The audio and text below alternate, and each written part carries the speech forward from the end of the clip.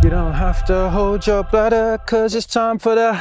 Nope, it's not what we're doing today. The career ladder. Are you the ladder guy? I will guess your job. Anyway, this is my ladder. It's bigger than Max's, just saying. And today we're going to use it to perform an experiment that you can join in with at home. There are 10 rungs. The bottom one represents the lowest 10% of earners. The top is the highest 10%. So imagine you're here with your mates. Where are you going to stand on this ladder compared to them? And where would you rank yourself versus wider society? This is an actual experiment called the MacArthur's Scale of Subjective Social Status. And it's been a very popular tool to determine how people rank themselves. I found 70,000 Google Scholar entries for papers that reference this. And governments and think tanks from all over the world have used this thing to measure perceived class, well-being and inequality. One thing that was clear to me when reading a handful of these papers was just how bad we are at placing ourselves on this ladder. So let's just start with me giving you the actual figures, shall we, where people actually rank on the ladder. We're going to use ONS data sets here, and I've linked everything below for you, so if I don't mention anything that specifically applies to you, you can check those out. And this is wage data, so it's earnings from jobs. We're not talking about income sources derived from things outside of work, or billionaires, we're just focusing on normal people. If I was looking at other incomes, we would need a much bigger ladder. So we're going to start by looking at the middle.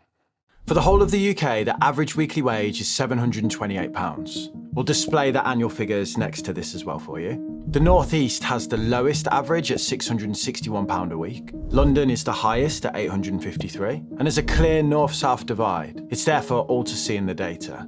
So the other southern regions are in the range from around 701 to 779 per week. In the Midlands, it's around 690 per week.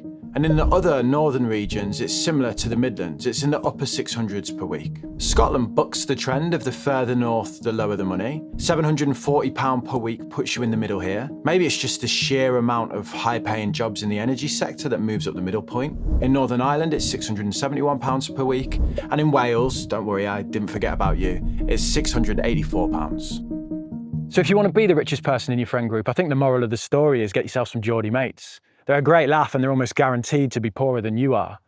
I think it's worth pointing out as well, there's massive variances in the age-based data. We'll put that on screen for you so you can have a look at the differences across age categories. So what about the top? I absolutely hate heights. You don't see Max Klemenko going up this high for you, do you? Oh God. The average top 10% salary is £72,150. Now I just want to stop here and point out the first problem when it comes to comparisons like this. So finding top 10% median data by region is not as easy as you might think. The data that I'm presenting or I'm about to present is from a Starling report, and they claim that they used the same original data that I did. Well, they used the provisional version of the data. I've gone through the original source, of course, but I struggle to find mention of these exact numbers that we're about to go through or how they've calculated them. And this is the issue when you're talking about data like this. Where, how, and what is measured all impacts the final figures. So it's really hard to make, pinpoint accurate comparison. I think that was just worth a mention, but yeah, let's carry on. So Starling shows that £57,751 puts you in the top 10% of earners in Wales, and that's the lowest top 10% in the country, versus the highest top 10%, which is in, you guessed it, London, at an average of £105,146. So where did you rank yourself? Chances are that you said that you were about average, or maybe just slightly above. 60% of people earning 2 to 3 times the median income think they're average and place themselves in the middle. A study of pregnant women in deprived areas of Bradford found they ranked themselves in the middle also. 13% of those women placed themselves in the top rungs. Oh, sweet baby Jesus.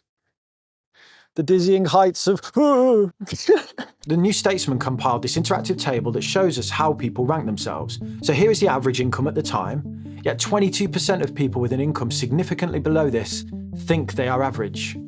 59% of people earning between 80 to 100k also think they're average. And 8% of people earning above 120k a year think their income is below average. Across the research, it was found that only about 1/3 to half of individuals can accurately place themselves on the ladder. So why are we so bad at this?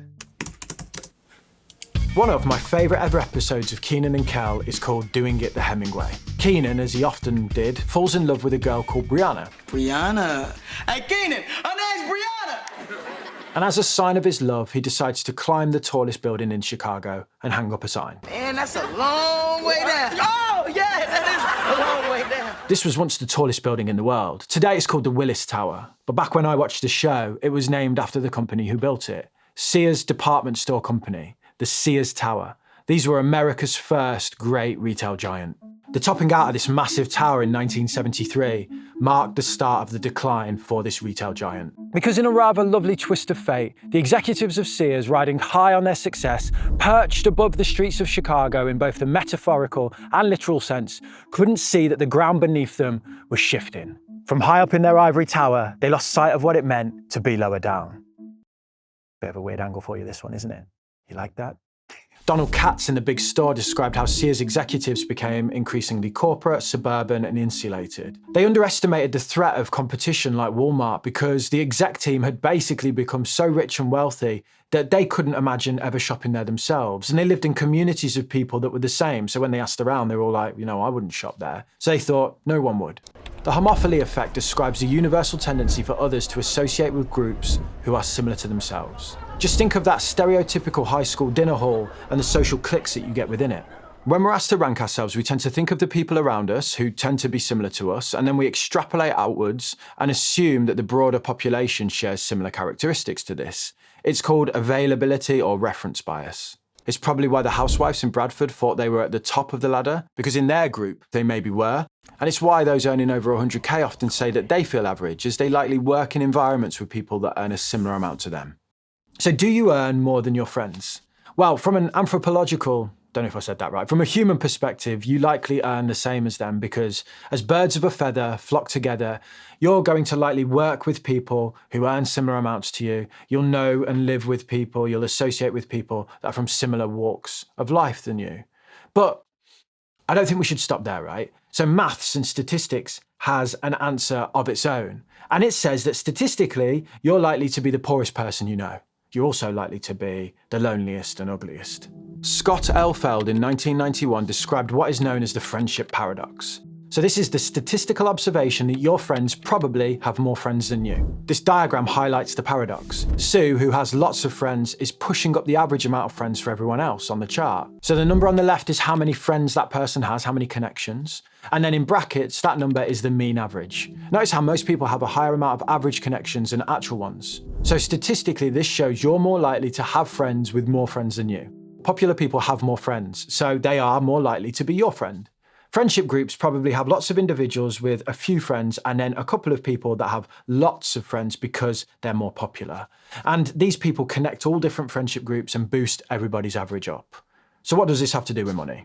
Further research was done on this paradox, and it was shown here that the effects apply to lots of things, not just the amount of friends that people have. Your friend has more friends than you do. They're also more likely to be better looking, happier and richer than you because people with lots of friends socialise more, meaning they can afford to socialise, which means they're statistically more likely to have more money than you. It's all really just a quirk or a distortion of averages. But there's another thing to consider here, and it's a biggie. Basically all of your mates, everybody you know, they're completely full of shit. The ladder experiment has recently come under criticism, as during the Bradford study, the one with all the delusional pregnant ladies, 14% of people asked to rank themselves on the ladder just flat out refused to do so. They didn't give an answer. Why would they do that?